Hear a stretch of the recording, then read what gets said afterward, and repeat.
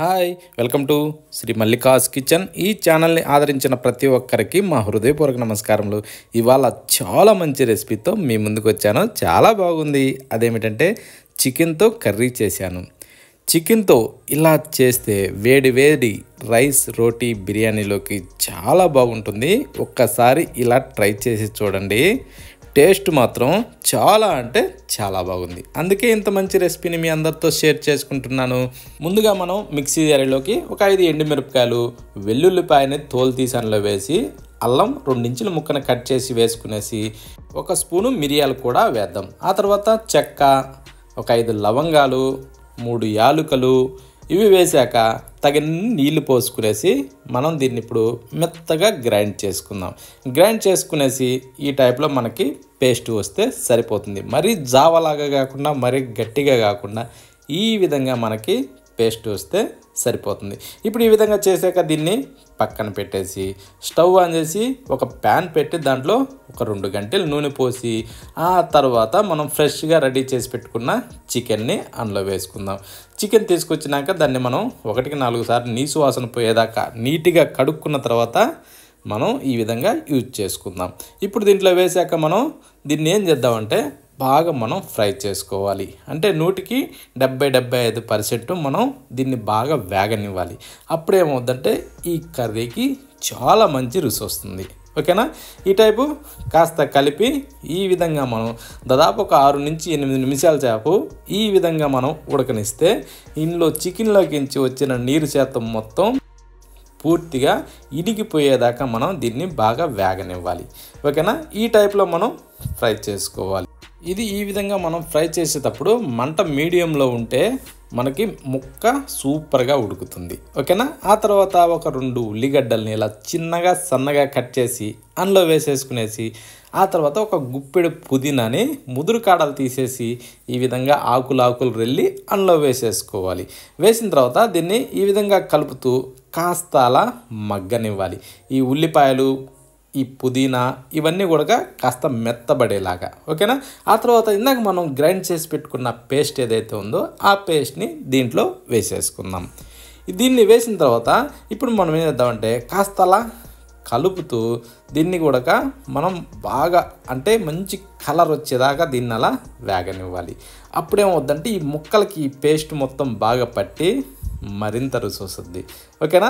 కానీ ఇట్లాంటివి మాత్రం మిస్ కావద్దు. కానీ ఈ విధంగా చేస్తే సూపర్ టేస్టీగా ఉంటుంది. ఇప్పుడు మనం ఏంటంటే రుచికి సరిపడా సాల్ట్ వేసుకుందాం. వేసాక స్పైసీ ఎంత అవసరమో దానికి తగ్గట్టుగా మనం కారం కూడా వేసుకుందాం. నేనైతే ఒక 2 స్పూన్లు కారం వేసా. ఆ తర్వాత 1 స్పూను ధనియాల పొడి, సగం స్పూన్ వచ్చేసి జీలకర్ర పొడి వేసా. ఆ తర్వాత కొద్దిగా పసుపు కూడా అందులో వేసేసుకుందాం. చిటికెడు సరిపోతుంది. ఓకేనా?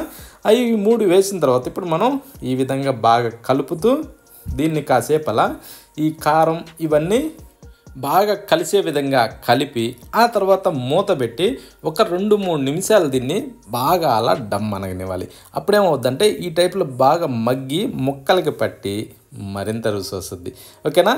ఈ టైప్లో మనం ఖచ్చితంగా చేసుకోవాలి. ఇప్పుడు మనం ఒక 2 టమోటాలను తీసుకునేసి చిన్నగా సన్నగా ఇలా కట్ చేసి అందులో వేసేసుకుందాం. ఈ విధంగా కట్ చేస్తే ఏంటంటే ఇవి కూరలో తొందరగా మెత్తబడి గుజ్జులాగా మారద్ది. ఈ విధంగా మనం కలుపుతూ దీన్ని ఒక 2 నుంచి 3 నిమిషాల సేపు బాగా ఉడకనివ్వాలి. ఇది ఏంటంటే ఒక ప్రాసెస్లో చేసుకుంటా పోతే సూపర్ టేస్టీగా వస్తుందండి. కానీ వీడియోని స్కిప్ చేయకుండా ఆఖరి వరకు చూడండి. ఎలా చేయాలన్నది ప్రతి ఒక్కరికి అర్థమవుతుంది.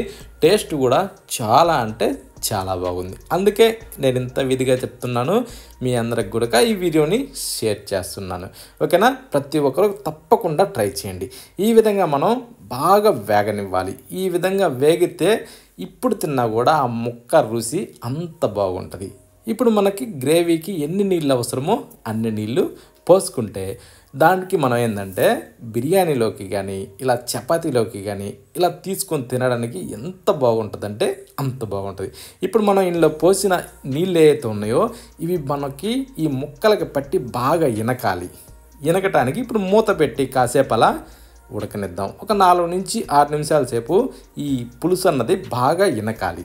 ఇలికితే అప్పుడేమవుద్దంటే ఈ కూరకు మరింత రుచి వస్తుంది. ఈ టైప్లో మనం దీన్ని చేస్తే చాలా బాగుంటుంది. ఇప్పుడు దీంట్లోకి కొద్దిగా గరం మసాలా వేసుకుందాం, సగం స్పూను కసూరి మేతి కూడా దాంట్లో వేసేసి కాస్త అలా కలిపి దీన్ని మళ్ళా ఒక 2 నిమిషాల సేపు అలా కాస్త అలా డమ్ అనగనివ్వాలి. ఓకేనా? అప్పుడేమవుద్దంటే మనం వేసిన గరం మసాలా, ఈ కసూరి మేతి ఇవన్నీ ముక్కలకి బాగా పడతాయి. అందుకోసమని ఒక 2 నిమిషాలు అలా ఉడకనివ్వాలి. ఇలా ఉడికిన తర్వాత ఇప్పుడు మనం ఏం చేద్దామంటే కొత్తిమీరని చిన్నగా కట్ చేసి అందులో వేసేసుకుందాం. వేసిన తర్వాత కాస్త అలా కలుపుకునేసి ఆ వాసన చూసినా చాలండి, ఆ వాసనకే లేని ఆకలి పుట్టుకొస్తుంది. అంత బాగుందన్నట్టు ఆ స్మెల్. ఓకేనా?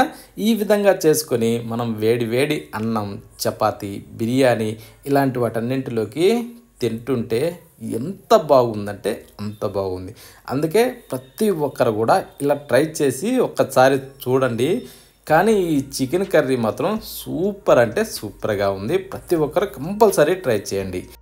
వేరే ఎన్ని రకాల చికెన్ కర్రీస్ ఉన్నా దీని టేస్టే వేరు, అంత బాగుంది. అందుకే నేను ఇంత విధిగా చెప్తున్నా, ప్రతి ఒక్కరూ ట్రై చేయండి. ఒక్కసారి బిర్యానీలో కానీ, రైస్లోకి కానీ, రోటీలోకి కానీ తిన్న వాళ్ళు ఎవరైనా సరే వదిలే పెట్టరు, అంత బాగుంది.